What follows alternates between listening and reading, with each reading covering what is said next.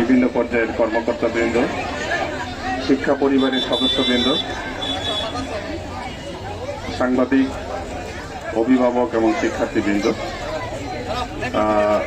আমি সবাইকে শুভেচ্ছা এবং সালাম জানাচ্ছি। সম্মানিত উপস্থিতি, আসলে সময় এমনিতেই অনেক গড়িয়ে গিয়েছে, আমরা খেলা শুরু করতে যাচ্ছি। আসলে দীর্ঘদিন কোভিডের কারণে একটা ছন্দপতন হয় লেখাপড়ার ক্ষেত্রে এবং মাঠ পর্যায়েও খেলাধুলাও আসলে কমে গিয়েছিল।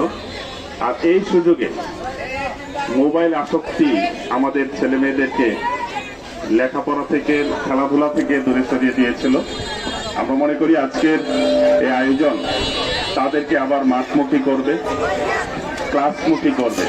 আমরা যদি দুইটা বিষয় একসাথে করতে পারি, খেলার মাঠ পাশাপাশি ক্লাস, তাহলে নিঃসন্দেহে আমাদের এই সন্তানগুলো আগামীর বাংলাদেশ গঠনে তারা গুরুত্বপূর্ণ ভূমিকা রাখতে পারবে।